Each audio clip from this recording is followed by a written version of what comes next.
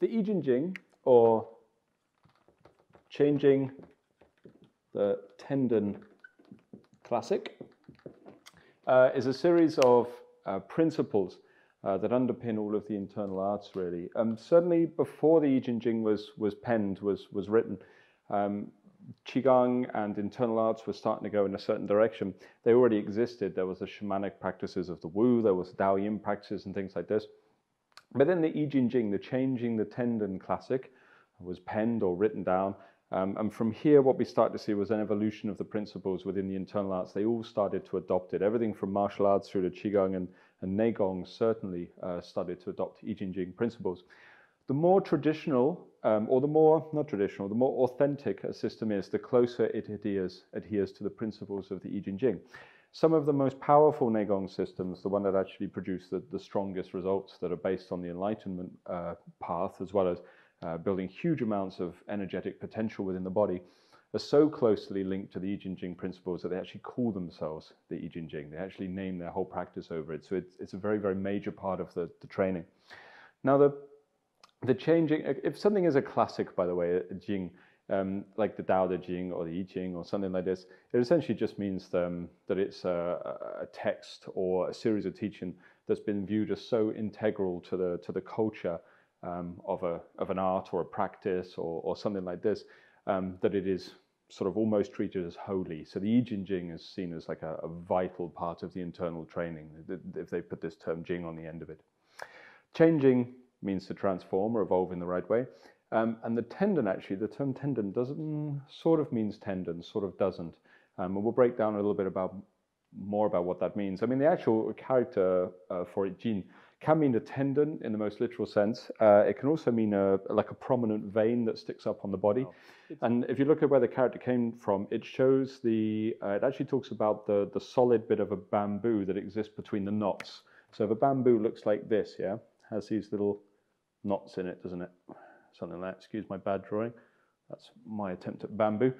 The actual part of the character suggests that this region here is the Jin. It's the part of the bamboo that exists between the knots. But nowadays, like I say, more generally used for the character of tendon. But it's quite important when we look at actually the meaning of how the Yi Jin Jing works, that we link it to this idea of this region of the bamboo between the knots. So, the tendon changing classic, there's a couple of things to understand about it. First thing is there are no exercises in the Yi Jin Jing. There were no exercises, no movements described. There's no standing practice, there's no sitting practice, there's no exercise sequence or anything like that included within the Yi Jin Jing. There never was. And secondly, we understand that only fragments of it are left. Only fragments remain. It's one of those things that's kind of been lost over the generations. But we do know that even though some fragments are left, and a lot of those fragments are commentary upon the Yi Jin Jing by other teachers and masters and things that came later as well. Because often within Chinese books they'll do that. They'll have the classic, and then they'll have a further version, like a generation later, of the classic. And what they'll have is commentaries and discussions on that classic by masters at the time, and that's what you'll see. So we have a lot of that. So we can tell from the commentaries written what the Yi Jin Jing would actually have included originally, and we know that there were no exercises. Yeah, that's quite important to understand, because what it means is the Yi Jin Jing, rather than exercises, was a set of guiding principles with regards to practice. That's what is really, really important to understand. So whether the text is Buddhist or Taoist, doesn't really matter. I have my own opinions, but I mean, historically they say it was a Buddhist text that originated in Shaolin Monastery. That's possible, although, and there's the chance that it was a collection of teachings that were going around at the time, and it was formalized into that text. You'll see Buddhist, you'll see Taoist versions of it. It doesn't really matter. Essentially what happens is the principles, wherever they came from, were recognized as being so groundbreaking, so transformational for the internal arts, that they began to be incorporated into every single tradition's practice. So certainly Shaolin Monastery adopted the Yi Jin Jing principles. All of the alchemical traditions adopted them, all of the Qigong schools adopted them, Neigong schools adopted them, because they were just so wise. Yeah, and basically it changed the way everything was practiced. So these days, if you have an authentic system of internal arts, whether it's Tai Chi as well, yeah, not just Qigong, it should include the principles of the Tendon Changing Classic, meaning that it should adhere to the principles I'm going to outline here now. Maybe they will interpret these principles a little different, and maybe they use slightly different terminology, but this should be the inner workings of an authentic system.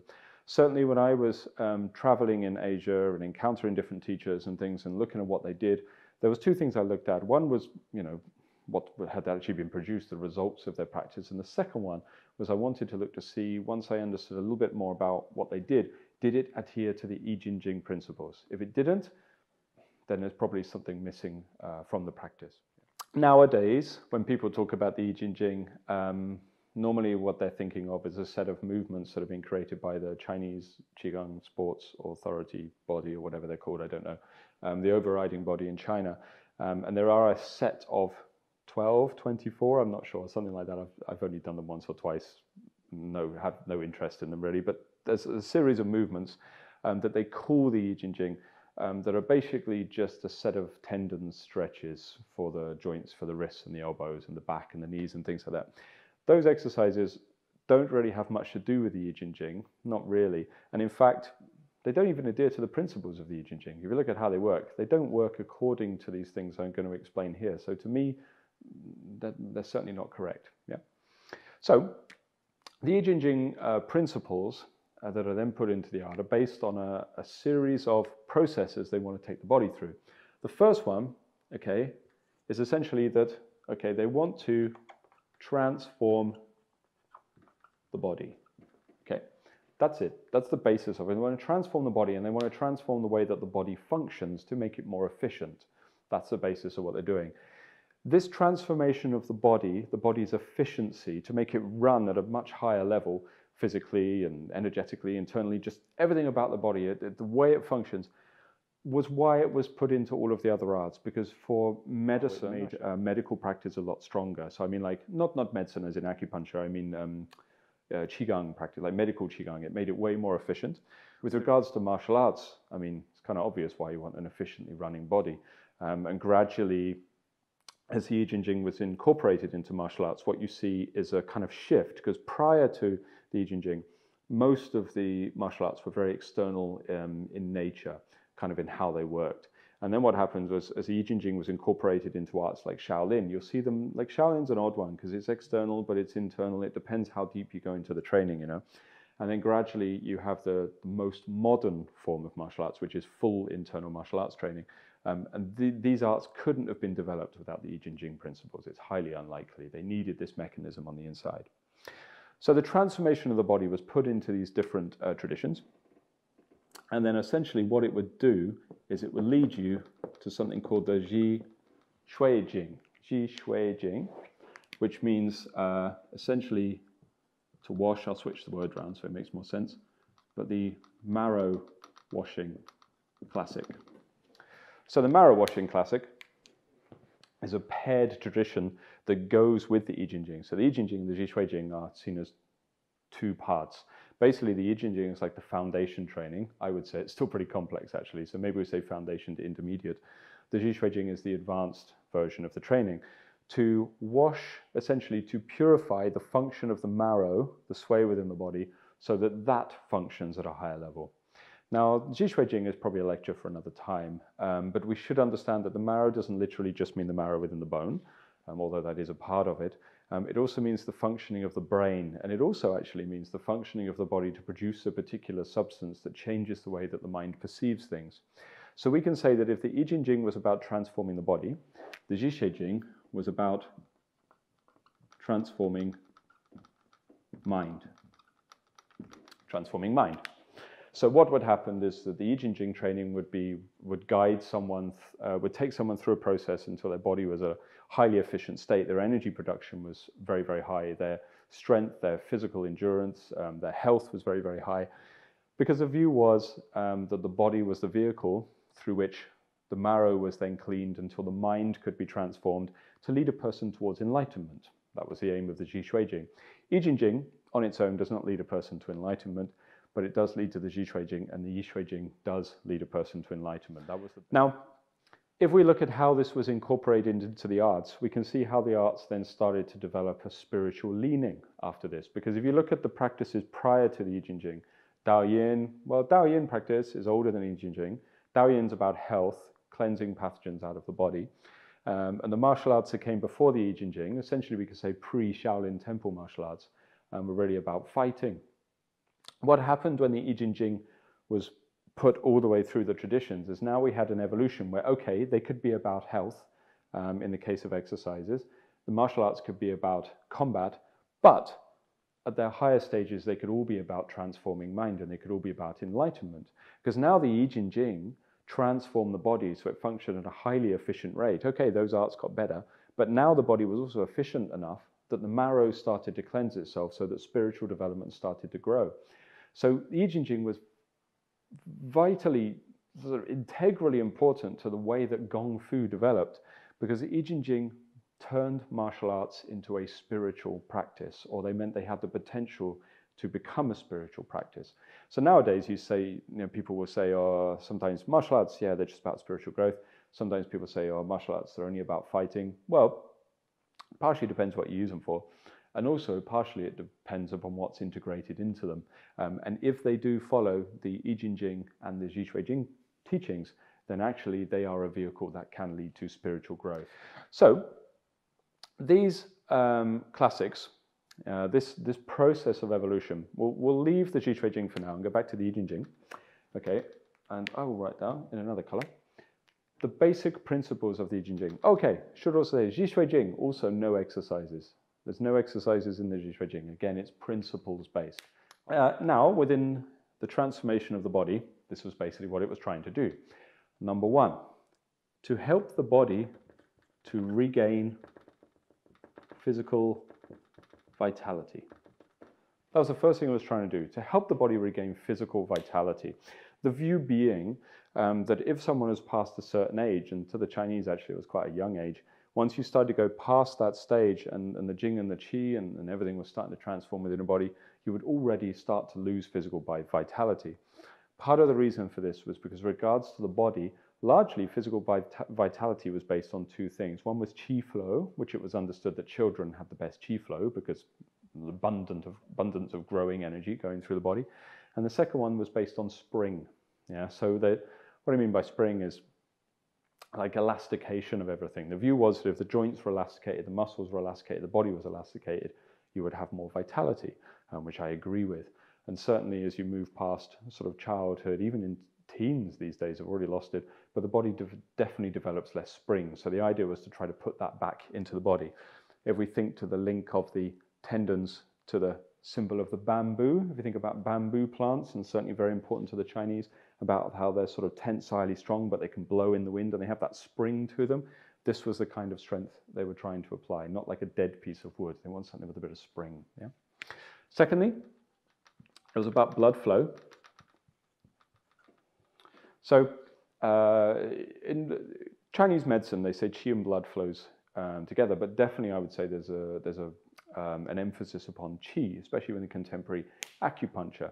That definitely qi is kind of given the sort of forefront of importance. But actually in ancient medicine, qi was talked about, definitely. Qi was a major part of it. And you'll see that qi is really important to the Yi Jin Jing. But actually the health of the blood was given a lot more importance with regards to treatment. So these days, obviously, acupuncture needles are used a great deal. In the old days, it would have been a lot more bloodletting and things like this. So their view was that the blood had to flow very, very healthily around the body. Now, next principle is really important, was to open the channels. Now, the channels are what we're going to look at and how that's done in a little bit. But these were the basis of what they were trying to open. You could almost change this to the changing channel classic rather than the tendons, because the tendons, essentially what they're talking about is the lines of connective tissue, and I'll show you why I'm saying that. But don't think of the tendons as just being the things that attach the muscles to the bones. They're talking about something else. But the idea was if the tendons could open, then the channels would flow so that everything would function more efficiently. So opening the channels, maybe we should put a little star there, was actually probably the most important part of the Yi Jin Jing's principles. Yeah, look at that. Next one. The idea is to strengthen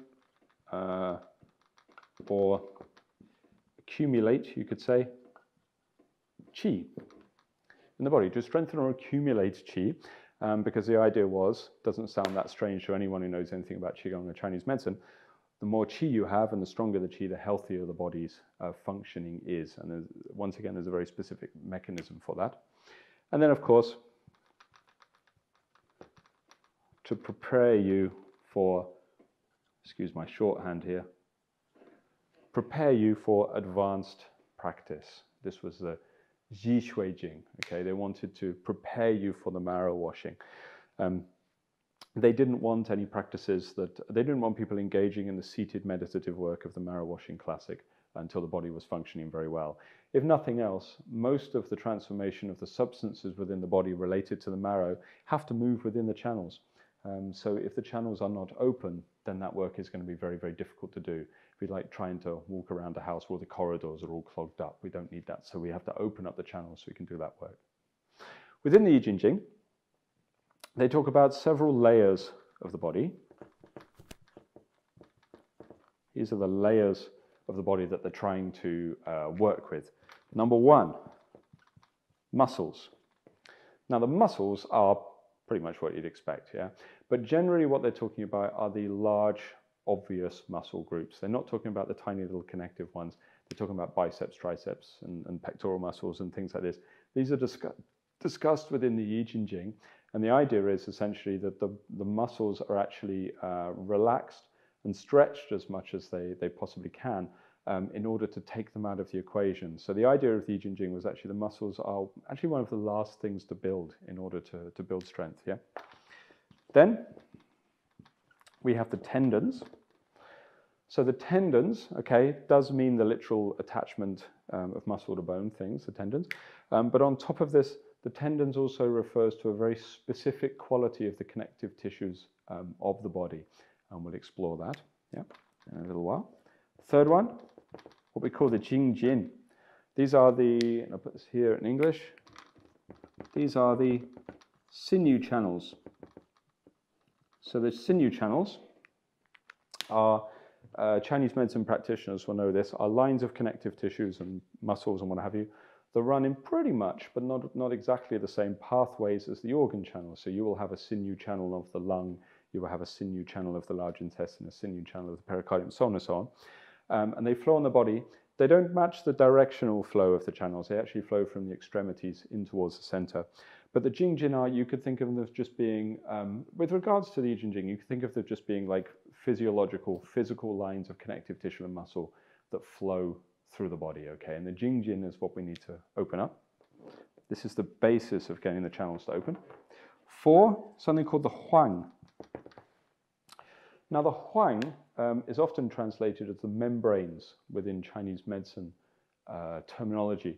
And it's kind of okay, I suppose. I think sometimes for these terms, it's easier just to look at how they described the term Huang and then come to your own conclusions as to what you want to name it. Now the thing with the Huang, that part of the body, is the Huang was said to be that thing that filled the spaces in the body and upheld the organs. That's the basis of what the Huang is, right? So if you think about it, within your, and that's the whole body is Huang, right? So we have, obviously we have the muscles, and we have the bones and the tissues and the veins, and then inside the torso, we've got the diaphragm cutting us in half pretty much, haven't we? And we've got the organs in the chest and the organs in the abdomen. Now those organs can't float, because gravity essentially, if that was all that was in there, would just cause them all to just collapse down onto the bottom of your torso, and it wouldn't be very good for your health. So there must be something that holds them in place, yeah?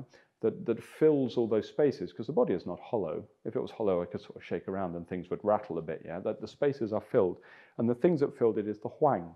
So some people have said that the Huang is the fascia, and that's possibly true, I'm sure, but to me it doesn't matter. It's an elasticated substance that fills all the spaces of the body and upholds the body, yeah? Now the Huang is vitally important to Qigong. And now we have the bones. The bones are considered those things that all of these other substances, these other aspects of the body are pinned to. That's essentially what is important about the Yi Jin Jing. So the muscles are pinned to the bones via the tendons, we know that. The Jing Jin are attached to the bones. The Huang is attached to the bones. So you can think of it like being a big marquee tent or something, you know, and the physical pole in the center that holds it all up, holds it together, would be like the bones. So everything stretches off of the bones, yeah. If you look at most of the alignment work within Qigong or something like that, that's what they're trying to do. They're trying to establish the alignment of the skeleton, because that's the solid thing, yeah. And then 6, that's what most of the alignment work is for in Qigong, yeah. We have the viscera, the organs, yeah. So within Chinese thoughts, if the organs are healthy, then the body is healthy. That is the idea, right? But that doesn't mean we necessarily develop the organs, yeah. The organs are healthy, you are healthy, but how do you develop the organs? Primarily via the channels, okay, in Chinese thought. So the channels must be developed in order for the viscera to be healthy, is the idea. So each of these elements in the Yi Jin Jing must be built in the right way. The muscles must be developed in the right way. The tendons must be developed in the right way. I still haven't deciphered for you what the tendons mean, have I? But I will do. The Jing, the sinews must be developed in the right way. The Huang must be developed in the right way, and so on and so on. And this is why the Yi Jin Jing was incorporated into all the arts, because it showed you the correct sequence for building the physical body, right? So it gives us several rules. Yi Jin Jing gives us several rules, and these rules must be followed if somebody wants to develop their body in the correct way according to these teachings. Yeah? First one, your physical and mental health, yeah, must be based in Qi. That's the first teaching. The physical and the mental health must be based in Qi. So what do we mean by this? Well, first of all, physical and mental health, really they're talking about the efficiency of the two. So the idea is in Chinese medicine and Chinese thought that the mind and the body are linked. So essentially what we're trying to do is make the body function very, very efficiently so that the mental health increases, improves. Physical and mental health are based on efficiency of the body and mind's functioning. Now that doesn't mean the physical health is increased through running on a track or in the usual way of going to the gym and becoming an athlete. Their view was in order for the physical health to improve the mental health to a very, very high level, it had to be based on the mechanisms of Qi. So this was their first issue. How to use Qi, this ethereal substance that they're trying to build, to develop the physical health to a high level, right? And this was what they were trying to do. Second one, yeah? The physical, how to word this, must follow the intangible. The physical must follow the intangible. So the Qi must be that which guides, and the physical must only change because of the Qi. This was the teaching of the Yi Jin Jing. So if you look at someone who's done a lot of Yi Jin Jing, the physical body is actually very strong. It might not have the big bulging muscles of like a smackdown wrestler. It has a lot of power in it. But the physical body is not built in the normal way. It's not done through lifting weights or something like this, or resistance training. It's done by developing the intangible Qi of the body until the physical body starts to follow. So if somebody is using the Yi Jin Jing principles within their arts, even if they're only building Qi within their body, the physical body will actually transform. You should see a change to the strength of the physical body. If somebody is doing Qigong arts and their body is getting softer and softer and softer, I mean soft in like a weak way, becoming noodly and starting to get decrepit, and you see them and they look like there's nothing holding their body up, and maybe it looks like the body's made out of dough or something, it means that the Yi Jin Jing principles are not working, because the physical should transform according to the Qi. So these are kind of in sequence, these principles, right? And the next one is that the Qi must transform the Huang. This is the key. The Qi must transform the Huang, which then transforms the tendons. Yeah? In this order, the Qi must transform the Huang must transform the tendons. Yeah? It must be done in that way. The Qi is more intangible, yeah, it's energy. The Huang is the elasticated substance that fills the space in the body and upholds the organs. The tendons are obviously a bit more dense and a bit more physical.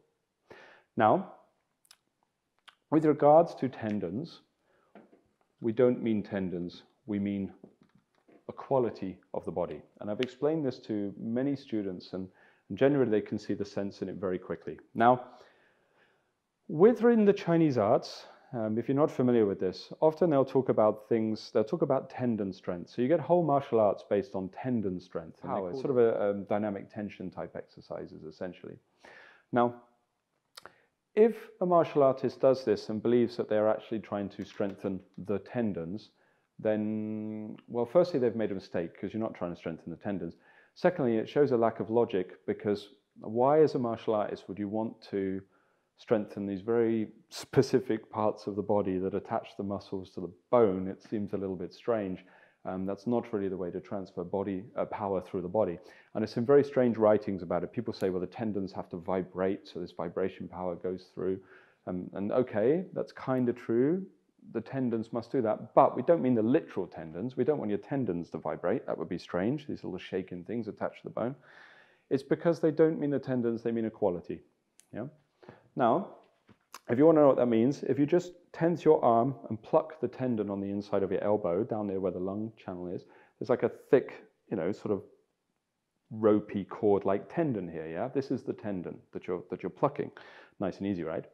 Now, if I then take my arm, because I have changed the quality of my body to the tendons, and I relax the muscles, but I stretch underneath the muscles, when I run my hand across the muscle body, actually my muscles don't feel any different. I have the same striated bands running through the body of my muscles that feels the same as the tendon on my arm. Yeah, so this is the tendon.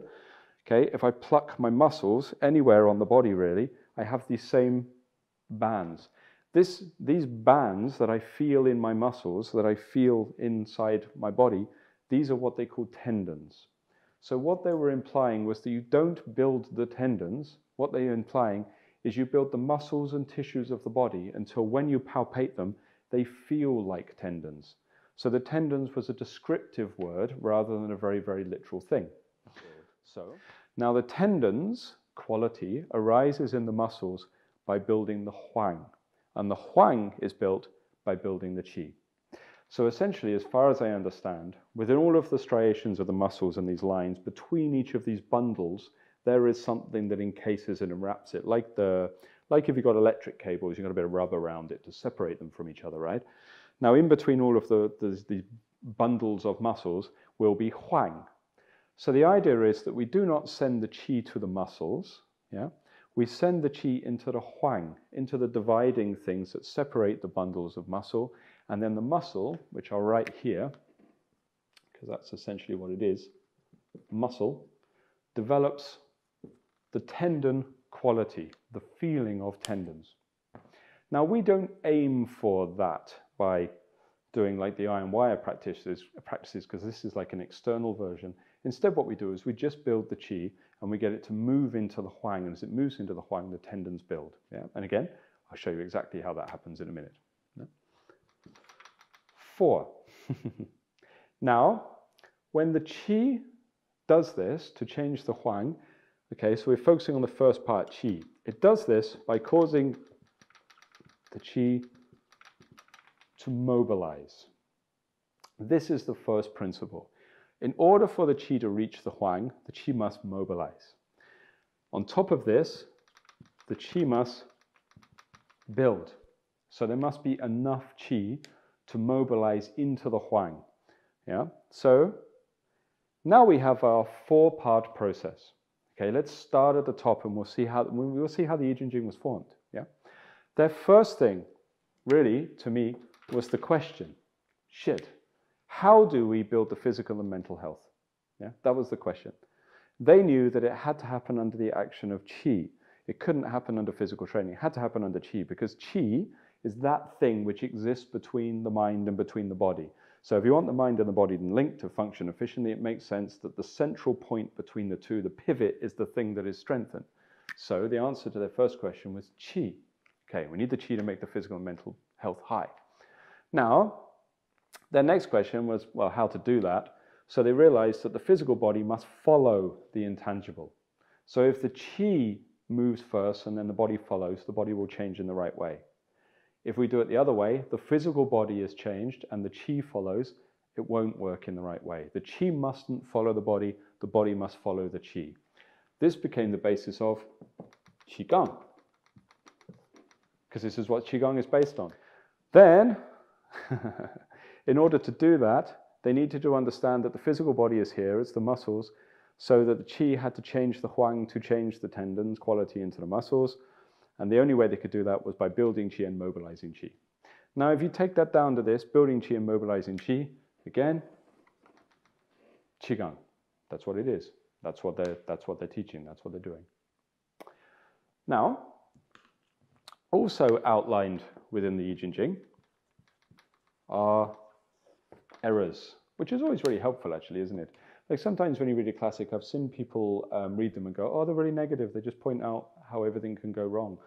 I think that's really useful. I mean, what I want from someone who's been through the process before, what I'd love is for someone to say, well, don't do that, and don't do that, because those are common errors you're going to make. So I think really helpful. And what they list within the Yi Jin Jing are errors that will take place if you strengthen the wrong part of the body. So the first one they talk about, A, is muscles.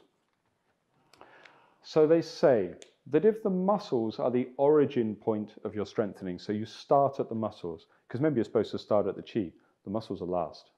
The muscles change as a byproduct of the Qi. If you start at your muscles, they say that you will develop something called Gong, meaning dispersal of your skill or dispersal of your strength. So the view is that muscles will build while you are young, muscles will build maybe in middle age, muscles maybe will retain a little bit after that, but then after a while what happens is as you age the muscles will waste away. Now, there are exceptions to that, of course, and when I've said this to people before, that your muscle mass will go up, but then obviously as you age your muscle mass will go away, they normally produce these pictures of the 95-year-old who looks like they're covered in muscles and things like that. Yeah, those are called outliers. Those are the extreme cases. That's not the majority of people. If you're lucky enough to be one of the outliers, fine, but that's not how most people's bodies work. Most people's bodies work because at a certain age, those muscles will break down. Now, the view was for somebody who would train their body this way, it meant that while they were young, if they built their muscles, it would actually build the Qi. That's true. When they get a bit older, often that health will start to break down. It will start to cause problems. This is called Gong, dispersal of skill. So the problem with building the muscles was essentially that it was temporary, was the view. It was age-based. Yeah. Second one, error B, yeah, was to build the tendons first. So, do they mean the actual tendons? No. They mean to try to put the striated quality into the muscle body. So remember, we do want the muscles to build. We do want the tendon quality to build, but what they're saying as an error is you don't start there. Yeah, we don't make that the focus. The view was that if you try to develop the tendinal quality within the muscles, you would develop health problems. You would develop health problems, and they would be linked to Qi stagnation. Now, if you know much about Chinese medicine and tendons and the elements and the wood and the connection to the liver, essentially what you would understand is if you're doing that kind of training, you're overstraining the organ of the liver, which governs the free flow of Qi. So it can lead to Qi stagnation developing inside the body. It develops almost like, suppose you're not a Chinese medicine practitioner, almost like a brittleness to the quality of the body, a little contractive tension, and that brittleness means the energy doesn't flow. So then once again, things will start to go wrong. One of the first things with a tendinal quality Qi stagnation is the mood can start to be affected, frustration and things like that, then organs will not function very well. Now, next one is the Huang. So the Huang is the connective tissue, right? Connective tissue. And the things that, like say, fill the spaces and uphold the organs. You could say fascia or something like that. Now, it might sound strange that you can start at the level of the Huang. But actually, there's more and more arts based around that. And you see there's some Chinese art, some of the drunken boxing very much focuses on the Huang. If it's done properly, then they also use the Qi, so it's fine. But if they don't use the Qi, then they kind of start with a Huang. And a lot of the modern fusions I'm seeing of yoga and Qigong and dance and the free body movement scene and that, there's some of these that are very much focusing on just softening and liquefying the body all the time. And you see these sort of nice spirally wave movements they make and da-da-da. Those would be considered Huang-based systems, that kind of soft noodly movement. And essentially, they do call it noodles actually. They say what it does is it produces wet noodles in your body is the description. And essentially what it means is no power. No power. Power not as in domination of others, but like no vitality, no strength, no ability to fuel or build chi in the body. Essentially that noodling kind of strength is good at first, but then after a while it's just softer and softer and softer and softer till the body lacks yang, lacks vitality. Yeah, so it's kind of an extreme version of Sanggong that you're building very, very quickly. So this was their 3 errors: to build the muscles, Sanggong, to build the tendons, Qi stagnation, to build the Huang, no strength.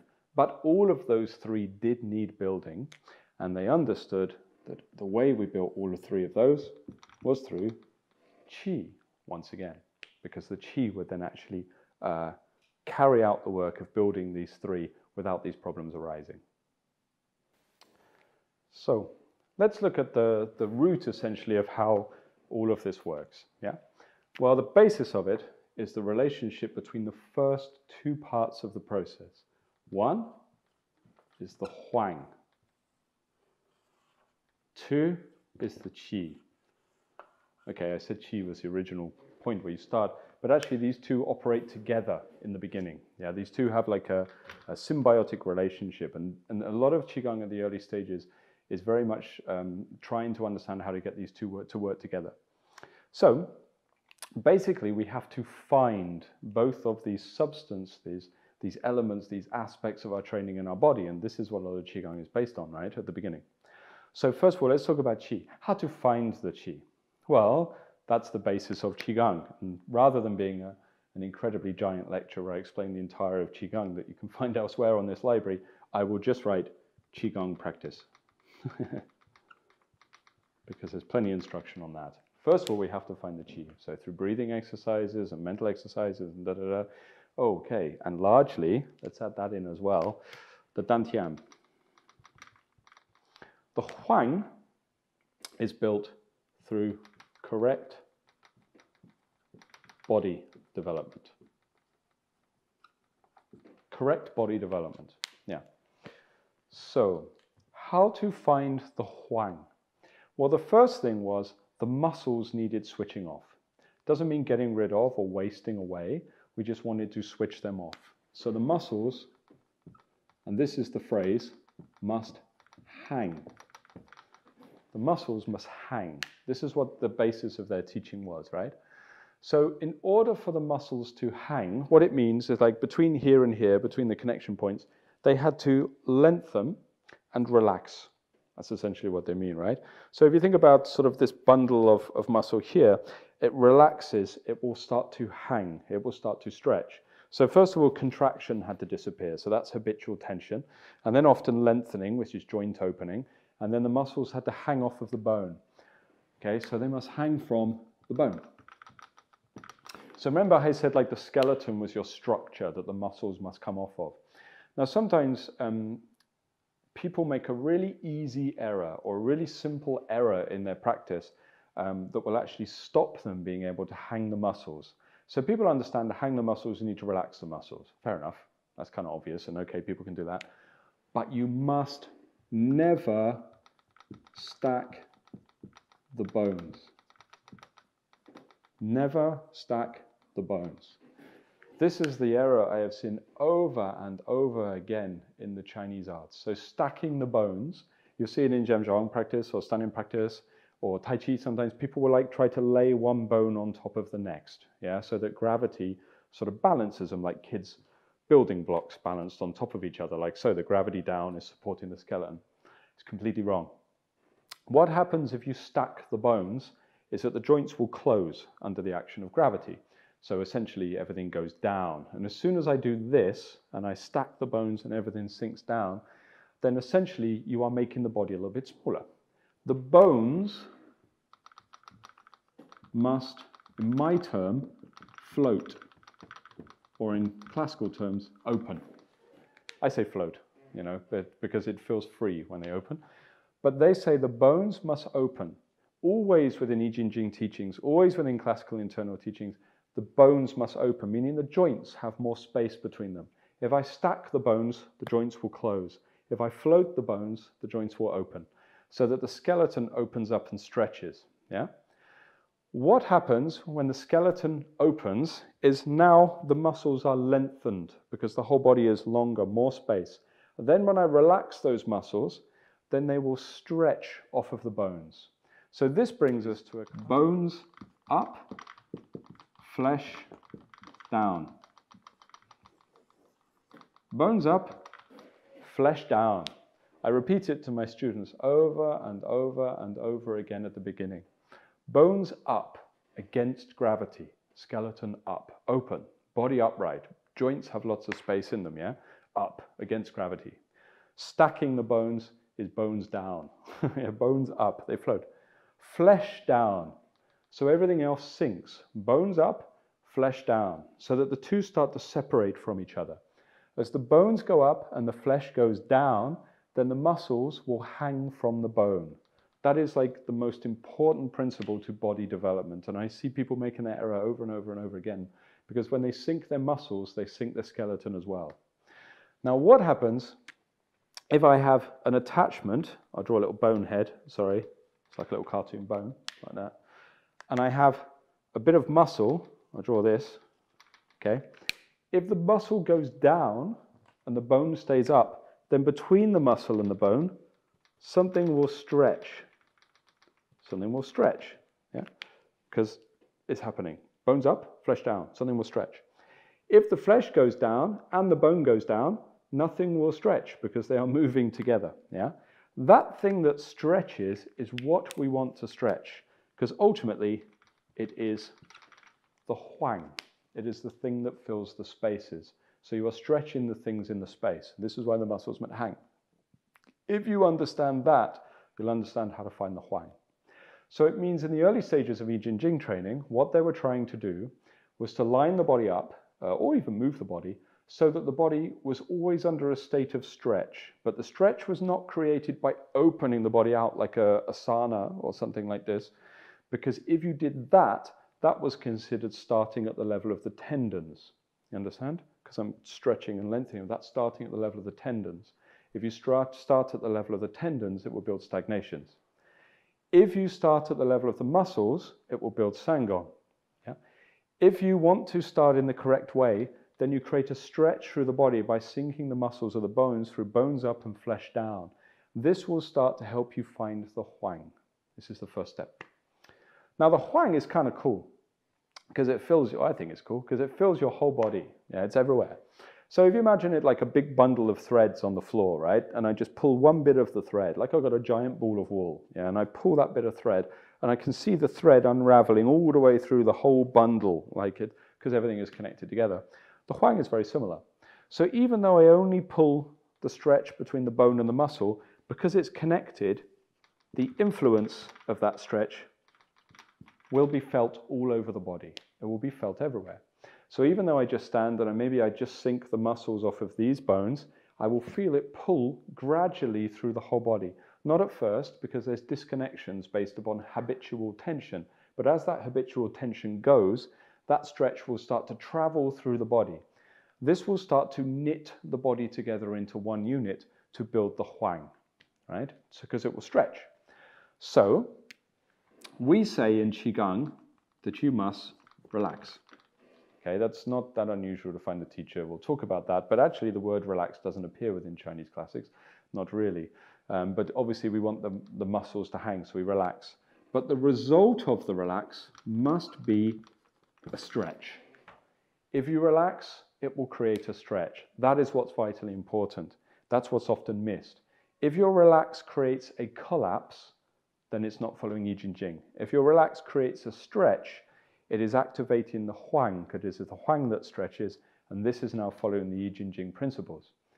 So, the more someone learns how to relax and separate the bones and the flesh, essentially, within internal practice, the more powerful stretch is built through the body, and this is what's activating the huang. The qi must travel into the huang. The qi must travel into the huang. Yeah? Qi must travel into the huang. As the qi travels into the huang, okay, it starts to travel into it, the huang will grow and strengthen. The Huang will grow and strengthen. So, Qi, if I don't have much energy, not much Qi in the Dantian, not much energy produced on a cellular level, if you like, not much produced from my food and air, then there's not much to move. So what I need is all of my understanding in Qigong practice of how to build more Qi, which is a lecture for another time, or you can find elsewhere, to build that Qi, right? Now what happens is when I allow the Huang to stretch through relaxing, the Qi will start to travel into the Huang. The result of this is it will grow and strengthen. It actually thickens. That substance gets stronger and stronger. Now, if the Qi does not travel into the Huang, it will often travel into the muscles. The result is the muscles will grow. Okay, that's true. And the muscles will grow and strengthen instead. But if the muscles grow and strengthen from the Qi, then actually what happens is a contractive strength is built. If the Qi travels into the Huang, then an elasticated strength is built. So the combination of the two must be there.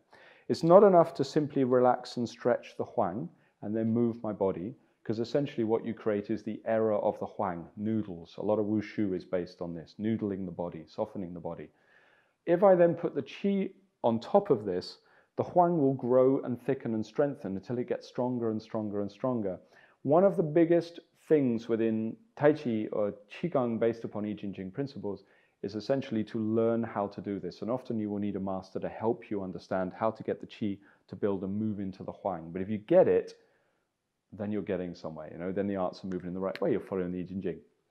The more the Huang builds, okay, the more it will actually build Qi, strangely. Because the Qi is built in the Dantian, but there is actually a kind of energy that is built in the Huang as well. The more the Huang stretches, the more it conducts and builds more Qi. So what I get is this cyclical relationship that's taking place inside the body. Now this happens for a long time, and we call this the foundation level of Yi Jin Jing. Classically within the Yi Jin Jing, they say this would take 100 days. This doesn't sound very long, does it? That's sort of 3 and a bit months, basically.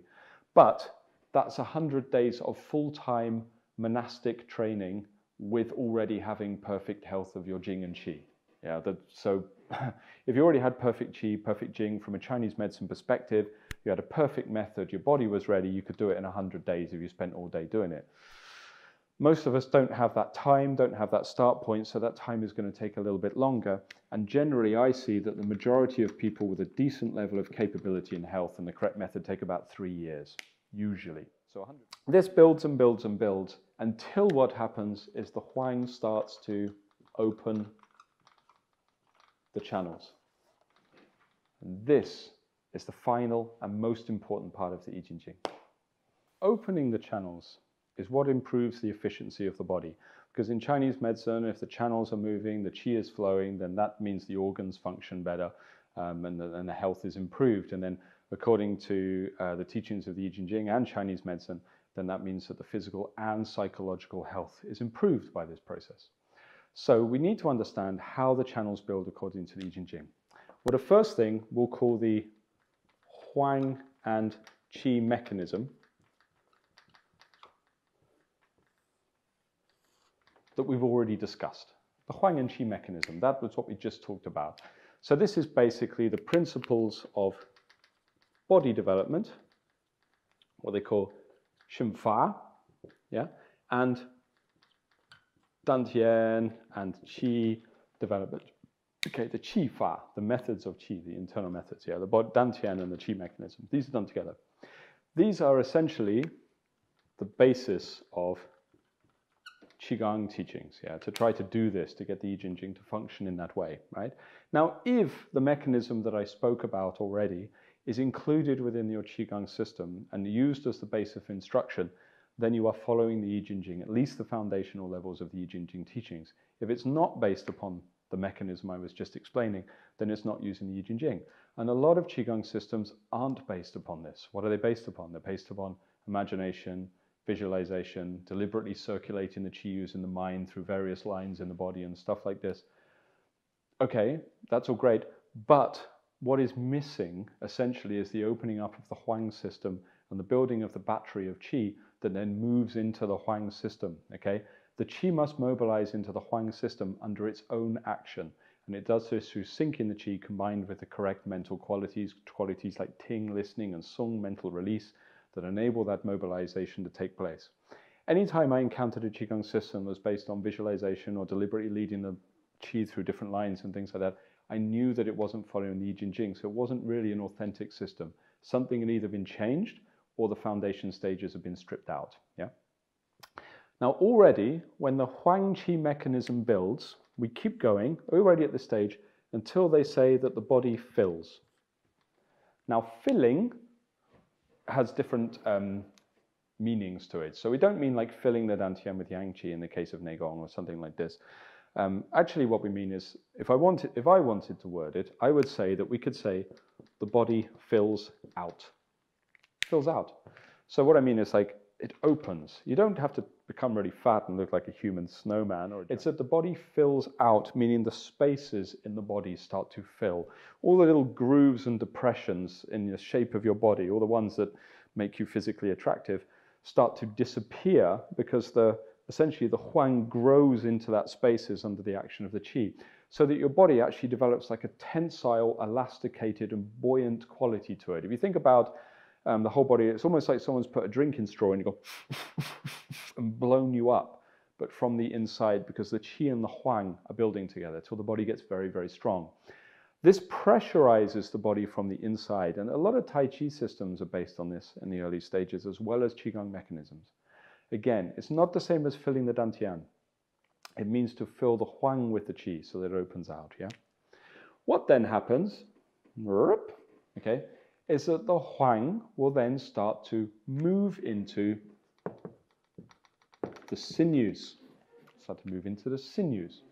So these are the Jing lines. The Jing lines.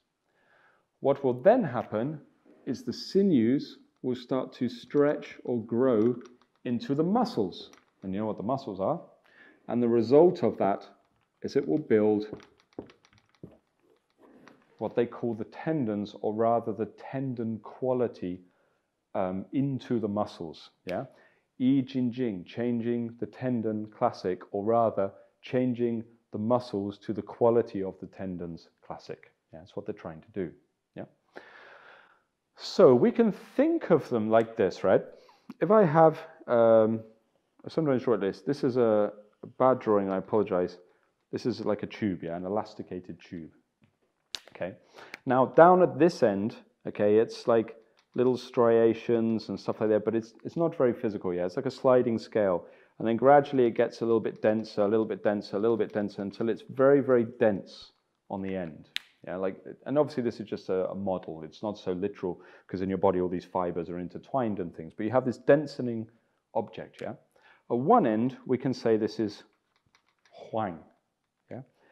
On the middle, we can say this is muscles. Maybe this is sinews in the middle, you know what I mean? And maybe the densest version of it is tendons down the other end, right? Now, what needs to happen is this end, the Huang, grows through into the tendon, so in tendinal quality. So again, a model, not an exact thing, but just so you understand. So what happens is the Qi fills the Huang, and the Huang start to stretch. And when they stretch into the sinews, yeah, into the sinews, which are the riverbed for the channels. As the sinews start to open, the Qi will move into the channels. And then they say that the channels start to open, because the Huang will conduct the extra Qi into the sinew lines, and the sinews will conduct the Qi along its length. They say that the body must be stretched like a drum skin. Tai Chi, Qigong the same, like a drum skin. And essentially what they're referring to is the sinews and the Huang must be like a drum skin. So if you think of a drum skin, bang the drum, sends a vibration through its length and creates sound, right? Now a drum skin only works because it's stretched out and elasticy. Now the sinew channels, when people start training, are normally based on contraction because all the muscles are creating blockages. But what happens is as the Huang starts to stretch and open and the muscles relax, then the sinews start to elasticate and become like a drum skin. This means the Qi can flow along its length and the channel starts to open. So in order for this to happen, she's green, Sinews, okay?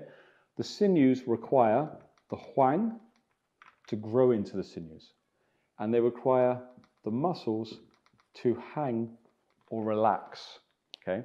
The muscles, when they hang and relax, will stretch the huang. They also enable you to find the sinews, because if the muscles are not relaxed and hanging, they're contracting, and when they're contracting, they're creating blockages in the sinews. It'd be like having a whip and trying to send a wave down the whip, but there's a solid bit in the middle. It can't get past it. Or like a drum skin that's got a solid bit in the leather in the skin and it can't get through. So what happens is when I hang the muscles and stretch the huang, the sinews activate and the qi goes into the channels. As the qi flows into the channel function becomes better and better and better, stronger and stronger. So for health reasons, the organ functions will start to increase, because if the lung sinew channel receives more qi, then they say that the qi, the energy, flows into the lung channel. This means the lung function will increase, everything associated with the lung, and your health will go up. This is your physical and your mental health. So for health practices, health Qigong, this is kind of where they stop. Yeah? Beyond this, for martial arts, or for Gong actually, or deeper training, the sinews will start to change the quality of the muscles, because obviously your sinew channels do include the muscle bodies. And as the huang starts to separate the fibers of the sinews, the muscles will start to change, and they will change into the tendon quality. And when they change into the tendon quality, we know that the channels are opening. The result of this is the body becomes strong. It's number one, strong, crazy strong. Strong for taking impact in martial arts, or you'll notice you can take impact and not even feel it. Strong for delivering power, even strong for lifting things. Crazy, crazy strong, stronger than you would think. And it's all happening because of the Yi Jin Jing process. Yeah? It becomes healthy. And when I talk about health, sometimes people say, well, I'm not healthy because I've got asthma, or I'm not healthy because I've got, I don't know, irritable bowel or whatever, I don't know, or something like that. For me, health is much simpler. It's the absence of those kind of conditions, that's true. But ultimately, what I'm talking about is a level of robustness. Because I find, if you look at people generally, what separates the healthy from the unhealthy quite often is even if someone has like a weakness, maybe you've got weak lungs or something like that, but still you can be quite robust, whereas someone else can be quite fragile. Yeah, meaning fragile that they only take like a little influence from the outside and the health just collapses. If the Yi Jin Jing training has been done and the body has become strong, there is a robustness to the vitality or the health of the person that is there, just because of the efficiency of the body's functioning and the ability of the organs to function and for the body to flush things that are problematic out of the system. The body will also become springy. And this goes back to that idea of the bamboo, yeah, from the character for Jin. So if you think what a bamboo is, yeah, like a bamboo plant, I mean, they're super strong, aren't they? Have you ever been to like a bamboo, not a dried bamboo you get from the garden centre in the UK to put your sweet peas on or something like that, but if you actually go to a bamboo forest, that bamboo is incredibly thick and strong. It's quite amazing stuff, very beautiful bamboo forests in the west of China. I think they're very nice, but you stretch them and you can push them and then they're elasticated and they have this power to them. And the body wants that quality. So clearly they're not talking about the tendons, right? They're not linking the tendons to bamboo. They're talking about that tendonal stretch, elasticated, powerful quality of the muscle body. And that's what develops from the Yi Jin Jing. After this, there is an abundance of qi, because your qi becomes a qi factory. It just builds energy, it builds vitality. The body functions like your breath functions well, your ability to process the energy from food functions well, your cellular level is incredibly strong. All of these things develop because of the robustness and strong, healthy quality of the body. But we must remember that in order for that to happen, okay, the starting point of all of this was qi. Qi. Now, this is what every master of the internal arts has said down through the ages, and it's hard because there's a bit of faith involved at the beginning, because they always say that the body has to be strong and healthy. And if you do look at the true masters of Tai Chi or Qigong or Gong, and you ever see them sort of with a t-shirt on or even with a top off or something, they're very strong looking. They look very, very muscly. Some of the Gong masters, you see them, and they look like they work out constantly, you know, they're pretty strong. But then they'll always say to the students, no, no, no, no, no, no. We don't build the muscles. We don't build the tendons. We build the Qi. Now what happens is people start to get into these arts and they practice, and then they notice the body getting softer. And that's where the lack of faith comes in. So then they start trying to put out outside methods and things like that in. And actually, it's because they don't understand the Yi Jin Jing. If the Yi Jin Jing principles are there, then the Qi will build all of those things in the body. Now, I'm not saying a little bit of strengthening isn't wise. Of course it is. Some strengthening is wise because it's just something the body's capable of doing. But it doesn't want to be the mainstay of your training. The mainstay of training wants to be the Yi Jin Jing principles and the building of Qi. But it's only at this stage that they say that the Ji Shui Jing, the marrow washing classic training, is a good idea for somebody. But that's a lecture for another time. Hopefully this has highlighted some of the key points of traditional Yi Jin Jing training.